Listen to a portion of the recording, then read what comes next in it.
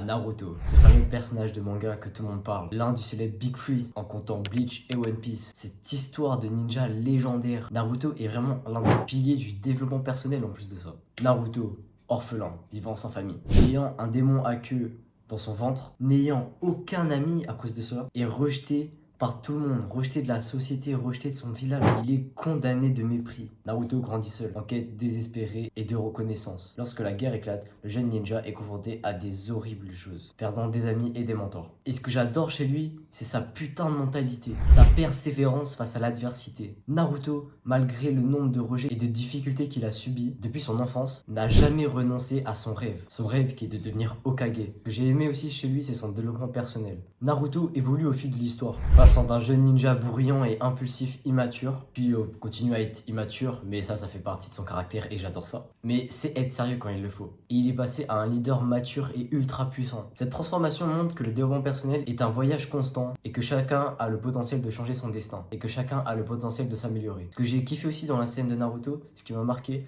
c'est quand Neji dit que notre destin est écrit. Et Naruto lui prouve tout le contraire, que c'est nous qui choisissons notre propre destin. Et c'est vrai, c'est nous qui choisissons notre propre destin. Il n'y a rien qui est écrit. C'est à nous d'écrire ce destin. Ce que j'ai adoré aussi, c'est la force de l'amitié dans cette œuvre. Les relations que Naruto construit au fil du temps sont au cœur de l'histoire. Et ça souligne l'importance des relations positives et du soutien mutuel dans le développement personnel. Surtout Shikamaru, le GOAT. C'est le vrai ami de Naruto, c'est pas Sasuke. Sasuke c'est une grosse merde, voilà. Je dis, Sasuke c'est une grosse merde, c'est un gros faiblard. Le quatrième point, c'est l'acceptation de soi. En tant que porteur du démon à renard, Naruto a dû faire face au rejet de la société. Cependant, au lieu de se laisser définir par la perception des autres, il apprend à s'accepter tel qu'il est. Et ça renforce l'importance de l'estime de soi dans le développement personnel. En cinquième point, on a le leadership et sa responsabilité. Spoiler, pour ceux qui n'ont pas regardé Naruto, voilà, je le tiens à préciser, Naruto est devenu Hokage. Bon après ça on le savait tous quand même, qu'il allait devenir Hokage. Heureusement qu'il est devenu Hokage, tout ça pour ça sinon. Et en devenant le Hokage, Naruto est devenu le leader du village. Il apprend la responsabilité que c'est de protéger son peuple. Et ça illustre le principe du leadership et de la prise de responsabilité. Et ça, c'est des aspects clés du développement personnel, les responsabilités. Ensuite, on a la rédemption et le pardon. Des personnages comme Sasuke qui ont commis des erreurs mais inimaginables. Je déteste ce personnage encore une fois. Et trouve la rédemption et le pardon. Naruto a su pardonner à Sasuke. Il a compris que c'était mal quand il a retiré le bras à Naruto.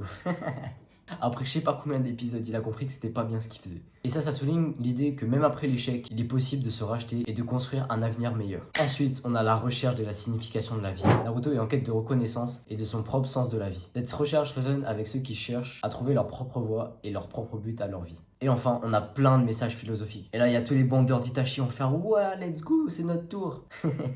La série explore le thème de la philosophie. La série explore des thèmes philosophiques profonds, tels que la nature du bien et du mal, la recherche de la paix et de la compréhension des autres. Ces réflexions peuvent vous inspirer à réfléchir sur vos propres valeurs et à vos croyances. En rassemblant ces éléments, Naruto devient une histoire qui transcende le genre shonen pour offrir des leçons de vie universelles, telles que les défis, les triomphes et les échecs des personnages, qui résonnent avec les expériences humaines, faisant de la série une source d'inspiration pour le développement personnel et de la croyance personnelle. Et toi, es-tu Naruto ?